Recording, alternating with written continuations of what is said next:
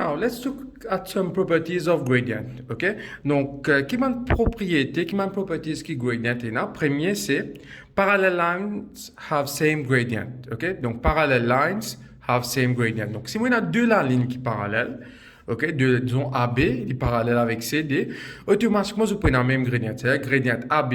Si je fais un calcul, si je route gradient AB, l'IM, comme je fais un calcul pour mon route gradient CD, je 100% certain de M. C'est-à-dire, du moment de la ligne parallèle, ok, il y a la même gradient. Je vais comme ça. Si ça, de la ligne parallèle, c'est quoi? C'est quand on est dans règle, ça décoté. Ça décoté là, ça dé là, ok? Donc, du moment des parallèles, ça là, ce gradient, pour pareil comme de là.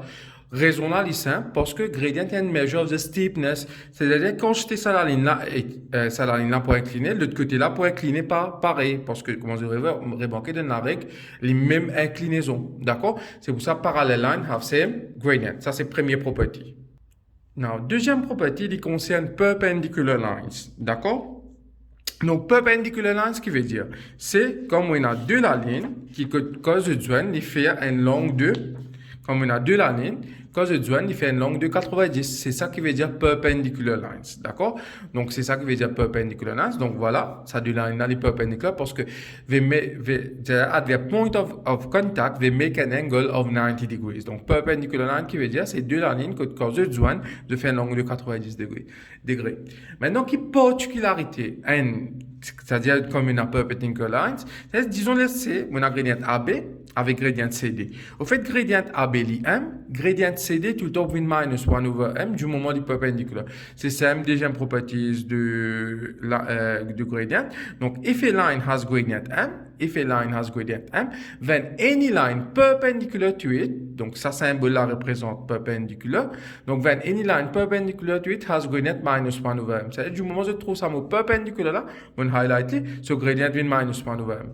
Donc, si ça n'a ce gradient 2, ça n'a ce gradient pour venir moins 1 sur 2. Si ça n'a ce gradient 3, ça n'a ce gradient vient moins 1 sur 3. Si ça n'a ce gradient half, ok? Donc, si ça n'a ce gradient half, ça n'a vient moins 1 sur half, il dévie au bas là ou là. D'accord? Donc, je vais regarder comme ça. Je vais regarder comme ça. C'est-à-dire, si, disons, gradient line est 2, gradient parallel line. Parallel line have same gradient, donc ça n'a ce gradient pour S2M. Par contre, perpendicular line, comme je dis, il vient moins 1 sur M, donc il vient moins 1 sur 2. Si ça n'a ce gradient 3, gradient parallel line, il reste 3M, par contre, ça n'a vient moins 1 sur 3. Si gradient là half, ça n'a ce gradient parallèle line il reste pareil, mais par contre, ça n'a une moins 1 divise par half et je vais bien inverser ce signe sans et. Donc, il y a moins 2. Si gradient à 2 sur 5, ça gradient parallèle il reste pareil, donc parallèle line have 5 gradient. Par contre, ça n'a, non, je vais faire directement une technique. Je dévie au bas là-haut, donc 2 sur 5, 5 sur 2, après je sens ce minus. Donc, et last one, disons ça a ce gradient moins 3 sur 7. Non, si ce gradient moins 3 sur 7, ça ici vous venez moins 3 sur 7. Mais par contre, pour perpendicular line, il moins 1 divise par moins 3 sur 7. Je tape dans la calculatrice, je vais répondre ça. Ou soit, vous prenez comment on va faire, je inverser. Donc, il vient 7 l'autre 3. Après, je sens ce signe. Si c'est négatif, il vient positif. Voilà. OK? Donc, ça, c'est un petit tableau pour montrer les particularités qu'on a gradient. Donc, voilà le perpendicular lines. OK? Copiez ça. Now, dernière note ou property qui se connaît le gradient, c'est angle between a line and the positive real axis. Okay? Donc, the angle made by a line and its positive real axis is tan inverse the gradient. Bon, laisse-moi expliquer ce qui m'a veut dire pour ça. Now, let's say moi la ligne, ok, ce gradient li M. Donc, ce gradient li M, ça n'a ce gradient li M. Maintenant, positive real axis. Donc, positive real axis, ça, c'est quoi? Donc, je vais prendre n'importe qui point, n'importe que ça, je dessine la ligne qui est on the positive axis, c'est-à-dire du côté droit. C'est-à-dire, je dessine la ligne ici. C'est ça, positive real axis.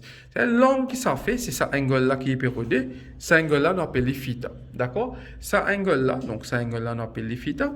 OK? Donc, comment nous trouver ça angle-là? Il est très simple. C'est juste d'appliquer sa formule, tan inverse the gradient. OK?